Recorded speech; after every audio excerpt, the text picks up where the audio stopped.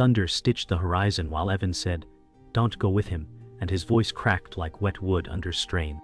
Lyra stepped toward the ridge where Kale waited, and the wind tugged at her torn dress as if begging her back. She said, "If I refuse, you die," and the taste of starlight and ash burned her tongue. Kale smiled without warmth, and the air around him folded like dark velvet. Evan reached for Lyra's hand and flinched at the pale scars where wings once were. He said, "I'll find another way." She said, "There isn't time." Lightning lit the valley, revealing shattered trees and a halo of falling embers.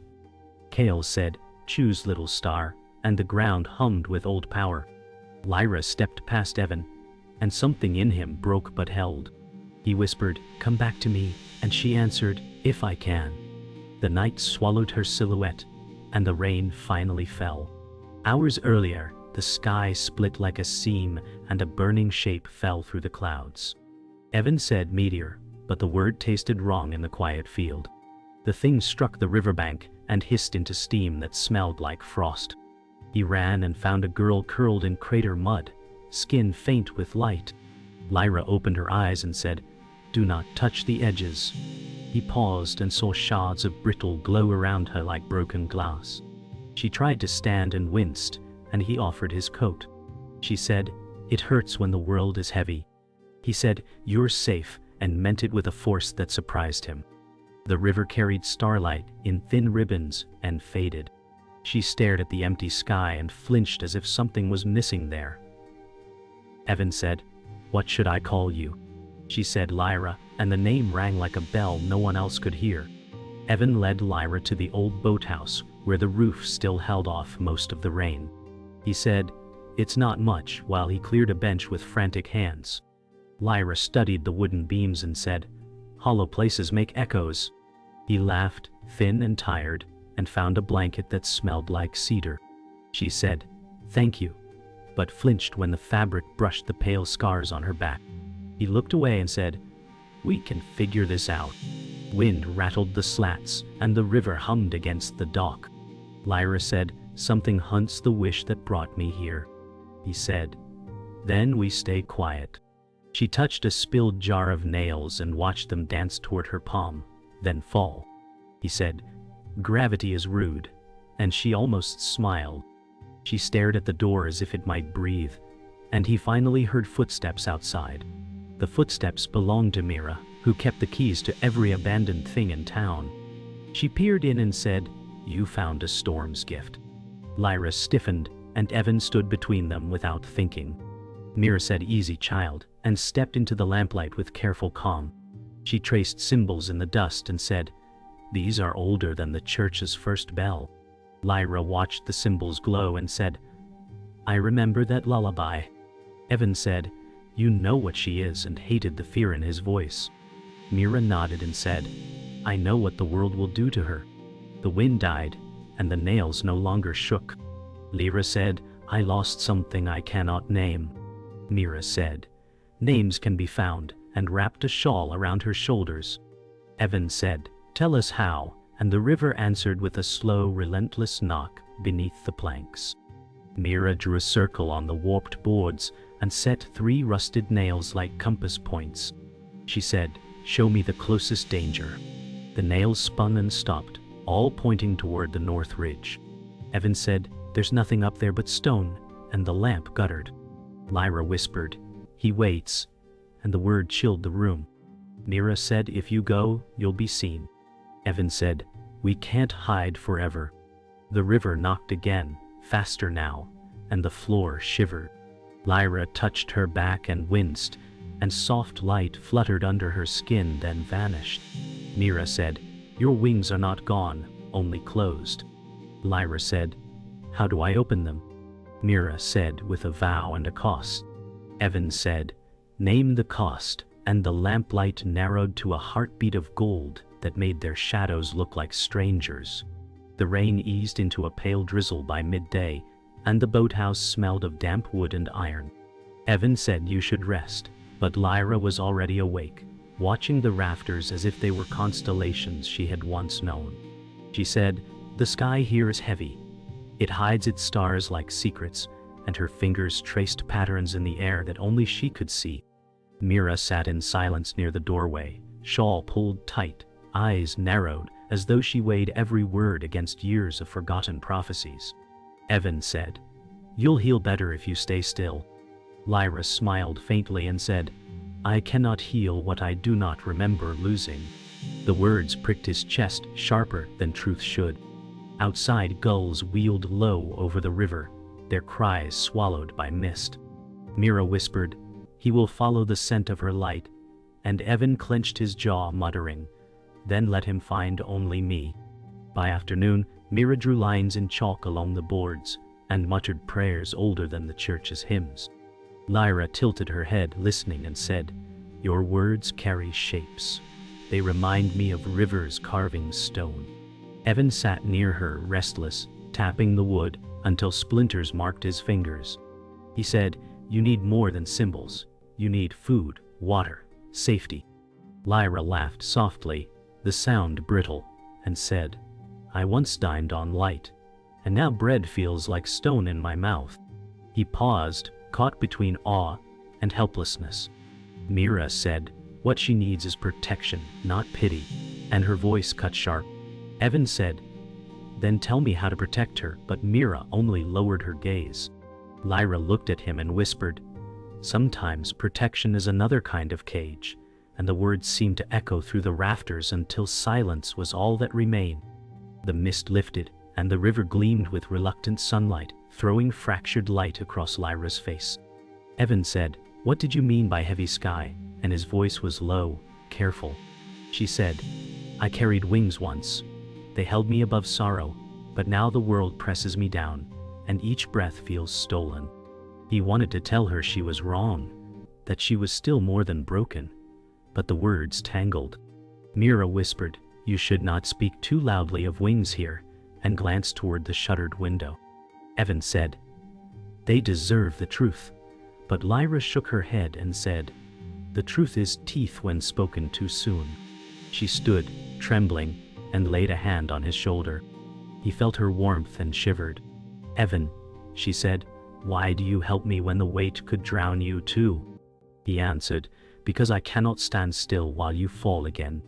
Later, as twilight stretched long fingers over the river, Mira prepared a lantern with herbs that smoked green. She said, "This will keep watchers away for the night," though her voice betrayed doubt. Lyra sat close, her eyes reflecting the glow, and whispered, "That scent reminds me of home, though I do not know why." Evan drew closer, the weight of her words sinking into him, and said, "Maybe memory is waiting for the right light." She smiled, thin and aching, and replied, "Or it is waiting for me to deserve it."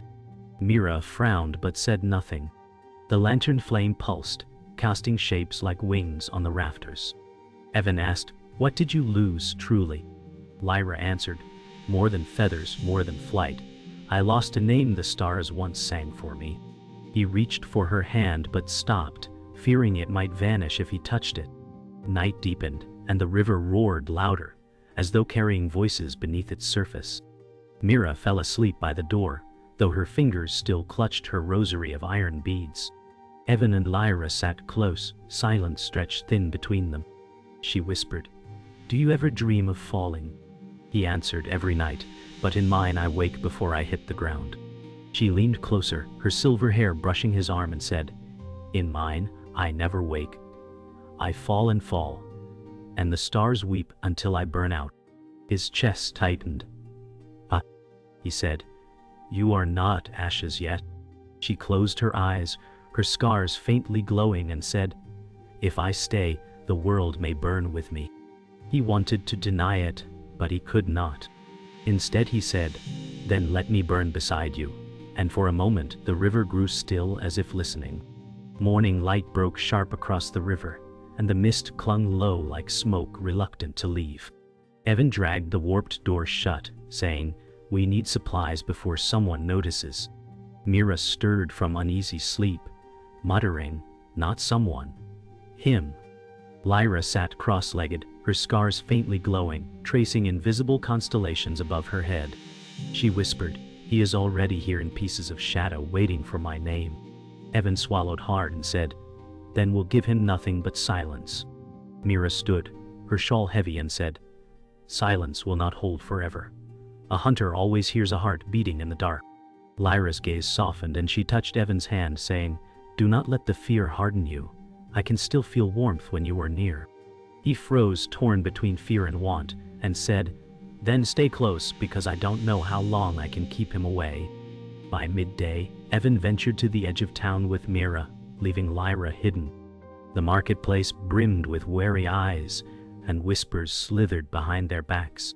Mira said, "The world smells her already." Evan gritted his teeth, saying, "They'll smell nothing if I keep her safe." An old trader hissed, "You carry a star's ruin," and Evan turned, fists clenched, but Mira gripped his arm. "Do not feed their fear," she warned. He stared at the faces around him, once familiar, now sharpened by suspicion. He muttered, "They'd rather kill what they don't understand." Mira said, "And fear is faster than fire. You cannot smother both." Evan's chest burned and he whispered, "Then I'll stand in the flames." Mira shook her head but said, "Be careful, boy, because fire remembers the names it burns." Behind them the church bell rang, and every head turned north as though summoned. Back at the boathouse, Lyra stood alone, tracing runes on the wall with her fingertip. The lines glowed briefly, before fading like sighs. She whispered, "Pieces of my sky are locked here." Evan returned and froze at the sight, saying, "You shouldn't risk that where someone might see." She turned, eyes distant, and said, "I am already seen. He follows the cracks I leave." Evan grabbed her shoulder gently, whispering, "Then leave none." Lyra looked at him with sudden fire and said, "Do you think I can erase what I am?" His throat tightened. "I think you're more than the scars he gave you," he said. For a moment, her expression softened into something fragile. She said, "When you look at me I feel less broken, but when the night comes, I fear I will always belong to him." Evan said, "Not if I can hold you here." That night, Mira warned them not to sleep deeply, setting iron nails in a ring around the room. She whispered, shadows slipped through cracks thinner than breath.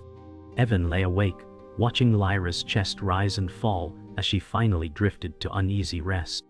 He whispered, "I'll guard you," though she could not hear. Suddenly, cold seeped through the floorboards, and the nails rattled against the wood. Mira sat up, muttering prayers, and Lyra jerked awake, eyes wide. She whispered, "He is here." Evan leapt to the door, but there was no shape, only the outline of moving darkness pressing at the walls. Lyra clutched her sides, glowing faintly, and cried, "He pulls at me like a tether." Evan shouted, "Fight him!" but Mira snapped, "She cannot, not yet." Lyra trembled, whispering, "He will never let me go." And for the first time Evan felt the weight of her terror crush his chest. The shadows receded, leaving silence heavy as stone.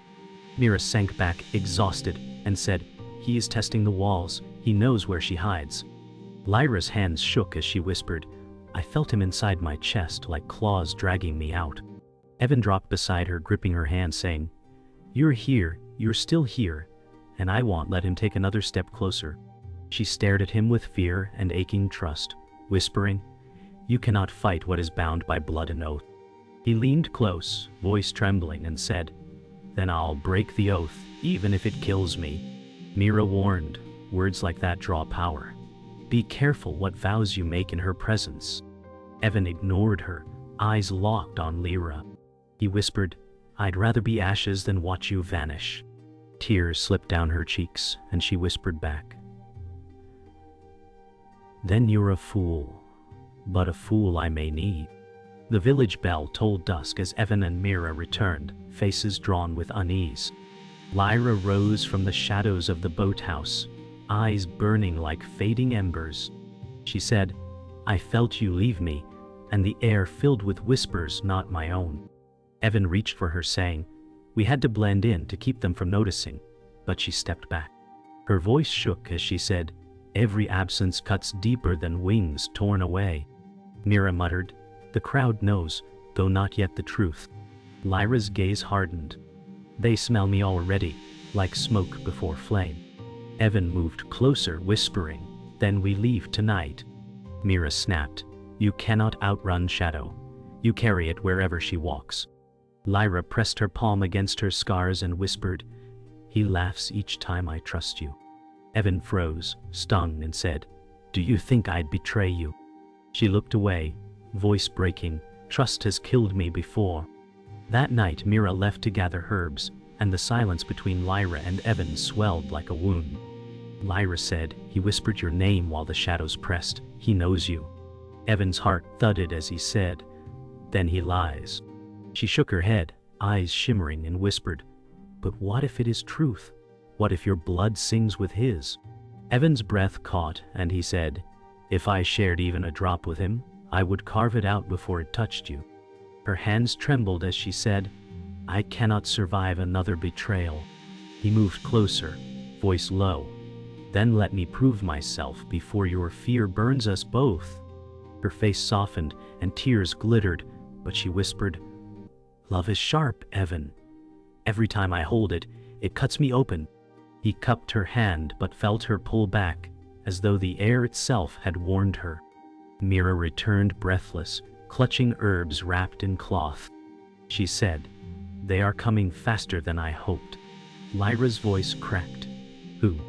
Mira whispered, "The fallen hero walks again, and his steps lead here."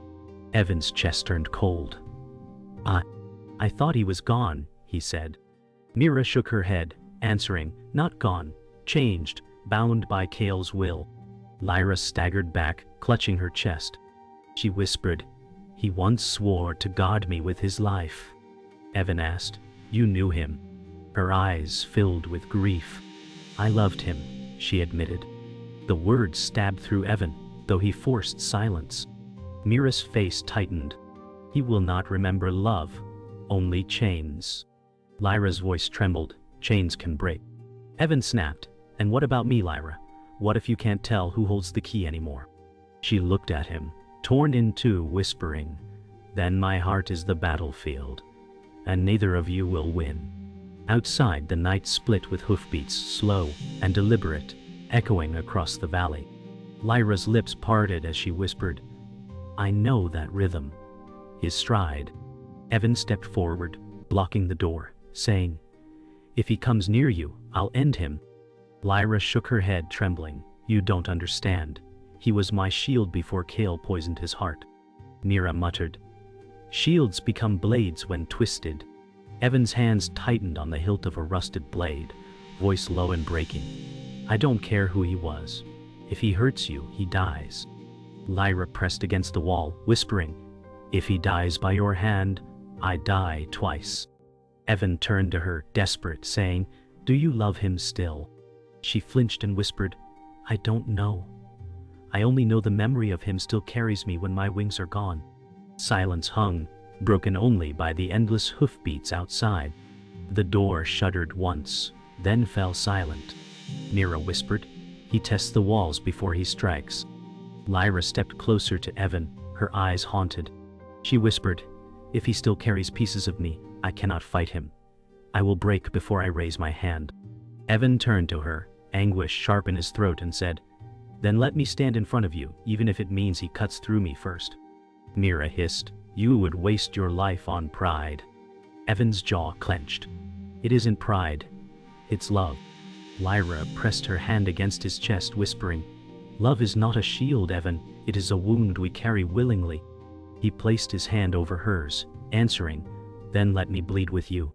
Her tears fell, and she whispered, "If you do, you may never heal."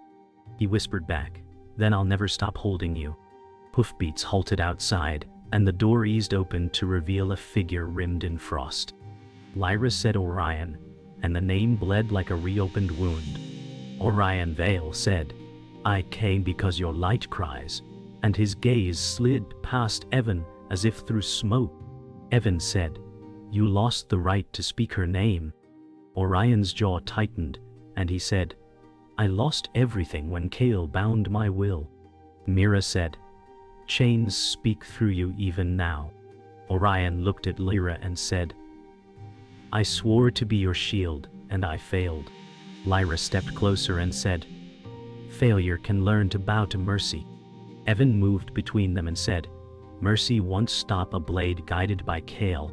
Orion lowered his head and said, "Then let me speak before the blade falls." The river answered with a slow knock, as if counting their remaining breaths.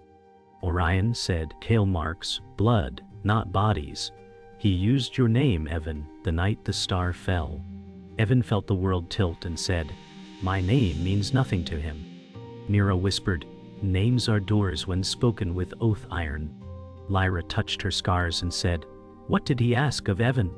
Orion answered, "He asked for a vow loud enough to wake the runes." Evan remembered his words and said, "Then I already gave it." Mira said, "Your vow tethered her to you, and the tether burns both ends." Lyra's eyes filled and she said, "You bled for me without knowing the price." Evan said, "Then I'll pay it again if it saves you."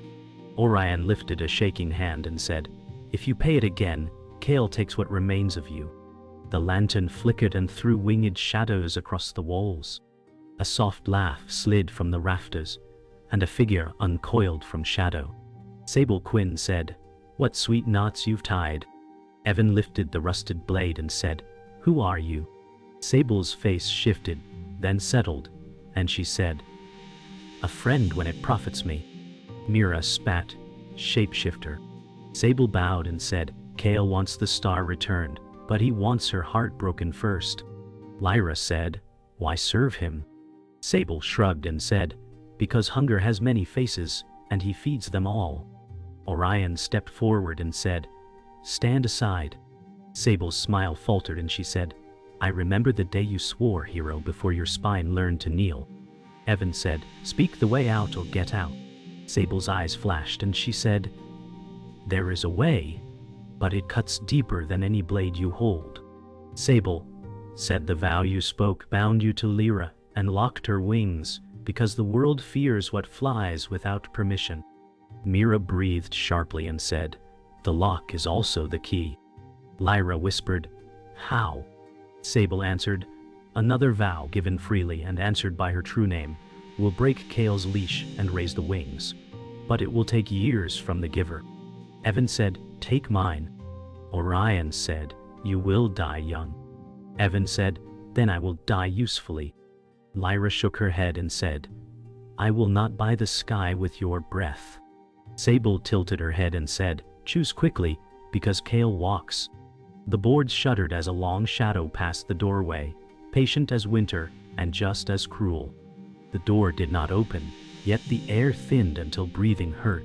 Kale's voice spilled like velvet smoke. "Lord Kale Vesper said, 'Little star, every wish has a counterweight.'" Evan stepped forward and said, "Take mine and release her." Kale's chuckle scraped stone and he said, "How noble to spend a life you barely lived." Lyra said, "You cannot measure love as coin." Kale said, "I measure it as fuel." Orion raised his head and said, "Break me instead." Kale said, "You are already broken." Mira lifted iron beads and said, "We name the path." Lyra gripped Evan's hand and said, "If this vow steals your years, then we will spend them blazing." Evan met her gaze and said, "Then speak my name, and let the sky remember yours." The boathouse walls bent inward as if breathless, timbers groaning under Kale's weightless pressure. Evan pulled Lyra close, whispering, "Hold on to me," though his own bones trembled. Lyra said, "If I speak your name with my vow, you will lose your tomorrows." He touched her cheek and answered, "Then let me burn through them now, because I can't stand one yesterday without you." Mira lifted the iron beads, chanting, "The vow must be sealed in fire, or it will be stolen." Orion's voice broke as he said, "Kale won't let you finish." From the shadows, Kale's laugh slithered. "A vow is a door, and I own the hinges." Lyra's eyes shimmered with starlight, and she whispered, "Then I will tear the hinges off." Evan nodded, voice raw, "Say it, Lyra, say me, and let the sky know you again." The floor split with glowing runes, circles spiraling outward like veins of fire. Mira cried, "Speak now before he seals it." Lyra lifted her face, whispering, "Evan Mercer." His breath caught, chest burning as the runes surged. Kale roared, "No!" and shadows ripped through the air like talons. Evan held her tighter and shouted, "I give my years to her wings." Orion stumbled forward, chains of shadows still clinging to his arms, screaming, "Don't!" Sable's voice echoed from the rafters, cold and amused. "Now the price is written." Lyra's scars split into radiant light, wings erupting in shards of fire and silver dust. Evan's knees buckled as if decades drained in one breath. Mira fell back, sobbing. "It works. It works." Lyra gasped through the glow, whispering, "Stay with me." And Evan answered, voice thin, until the last ember fades. Kale entered without stepping, his shadow body swallowing flame, voice curling like velvet knives. "You think wings free you, little star? But I stitched the sky you rise toward." Lyra spread her new wings, trembling, and said, "Then unpick me if you can." Evan staggered to his feet, blade shaking. "She doesn't belong to you." Kale's eyes burned like obsidian mirrors. "And you think she belongs to you? You gave me half your life when you spoke her name." Mira clutched the beads tighter and said, "Do not listen. Lies breed like locusts." Orion growled, "Then cut me instead." Kale sneered, "You are already cut, hero. You are nothing but my echo." Lyra's light seared against Kale's shadow, and for the first time, his form wavered. Evan gasped, "Keep going. He can bleed from light." Lyra's wings beat once, shaking dust from the beams like rain. Kale's shadow surged, striking through the walls, lanterns bursting into sparks. Mira cried, "The vow alone won't hold him." Sable's voice hissed, "Then bind him with betrayal." Lyra shouted, "No more chains, no more cages," her wings burning brighter until every nail glowed. Evan coughed, lungs scorched, and whispered, "Use me, Lyra. Take the last I have." She shook her head, tears streaking. "If you give more, you will vanish." He said, "Better ashes than nothing." Orion stepped forward, shadow still clinging to his spine, shouting, "Take me instead." Kale's laugh cracked beams. "You are already mine." Lyra screamed, "You are wrong," and thrust her wings forward. Fire and light tore through Kale's body, splitting his shadow like fabric ripped at the seams. The ground shook, and the river beyond rose in a column of spray. The clash ended in silence so sudden it roared louder than battle. Kale's shadow peeled back, fragments dissolving into ash that hissed into the river. Mira fell to her knees, gasping, "It is done." Orion stood trembling, his chains gone, but his eyes hollow, whispering, "He is not finished. He lingers in me." Sable dropped from the rafters, smiling thinly. "Every victory is only a pause." Evan collapsed against Lyra, his skin pale as parchment, breath thin. She cupped his face, crying, "Stay, please, stay." He whispered, "You're free, Lyra. That's enough." Her wings dimmed, glow flickering like a dying candle. She kissed his brow, tears falling onto his cheeks, whispering, "Not enough. Not if you fade." The river stilled, reflecting their silhouettes like ghosts, and for the first time, Lyra's voice rose steady. "Then I vow you will not leave me." Dawn bled pale across the river, its surface glassy, hiding the ruin of night. Evan lay slumped against Lyra's lap, his breath uneven, his skin colder than the boards beneath him. She whispered, "Don't close your eyes," as if sound itself could tether him. Evan smiled faintly and said, "You shine brighter now. That's all I wanted." Lyra shook her head, tears spilling. "Not brighter without you. Light without warmth is only emptiness." Mira knelt close, hands trembling as she pressed the last of her herbs against his chest, whispering, "I can only slow the fade." Orion stood apart, shadows clinging to his eyes, muttering, "This is the cost of her vow, and I brought it here." Sable leaned lazily against a broken beam, saying, "Every bond tears something apart." Lyra bent close, voice fierce, "I refuse to let this bond tear him." She laid her wing across Evan like a shroud of silver fire. The air outside grew still, unnaturally so, as if the world held its breath. Evan whispered, If my life feeds your wings, let them fly far. Lyra clutched him tighter, saying, I don't want the sky without you. Orion turned away, voice hoarse. You cannot bargain with what has already been taken. Mira's eyes burned with fury as she snapped, then give something back. Magic always hungers, but it also trades. Sable's grin sharpened.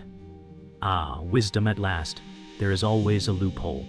Lyra glared and asked, What loophole? Sable's eyes gleamed. Bind his life to yours. What time he loses, you lose. What you keep, he keeps. Mira hissed, That tether may break both. Evan rasped, Do it. If it means we share one heartbeat, then let it be so. Lyra pressed her forehead to his, whispering, Then one heartbeat it shall be. Lyra spread her wings, light spilling across the ruins until every shattered board glowed. She whispered, By star and scar, by name and vow, I bind our lives. Evan coughed blood, whispering, And I accept. Lyra, hail. The runes in the floor ignited, glowing like molten veins, pulsing in rhythm with their breaths. Mira gasped. They're sensing. Orion stepped back, covering his eyes, whispering, It will tear them both apart. Sable tilted her head, voice low and eager, Or it will make them unstoppable. Lyra's light surged into Evan, and his color returned, faint but alive. His eyes opened wide, chest rising in rhythm with hers. She cried out, voice breaking, Stay with me. He whispered back, Always. The river outside rose shimmering silver, and for a moment the sky looked as if it bowed toward them. The binding left silence deep enough to hear every heartbeat. Evan whispered, It feels like fire in my veins, but it's yours. Lyra kissed his brow, whispering, Then we burn together. Mira wept quietly, whispering, The stars themselves will answer that vow. Orion stepped forward, eyes hollow, saying, Kale still lingers. His shadow clings to me. Strike me down before it spreads again. Lyra shook her head, voice steady, I will not kill the man I once loved. Evan gritted his teeth and said, If the shadow takes you, I'll end it.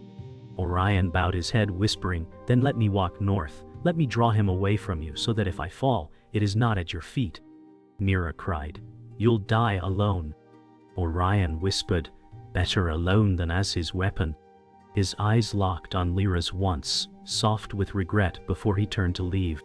When Orion vanished into mist, silence returned, broken only by the river's hush. Mira whispered, He walks into death, and Lyra answered, He walks into choice. Evan, voice still weak but steady, said, And we walk into tomorrow, however short it may be. Lyra pressed her hand to his chest, whispering, Our heart is one now. If it stops together. He smiled faintly, then let it beat louder than Kale's shadow. Mira wrapped her shawl tighter, saying, The world will not forgive easily. Love never comes without a reckoning. Lyra rose, wings arching wide against the dawn sky, and whispered, Let them reckon. Let them see that love remakes the heavens. Evan leaned into her glow, whispering, With you, even ashes feel like stars. As the first full sunbeam touched them, the ruined boathouse fell silent, leaving only two silhouettes burning bright against the morning.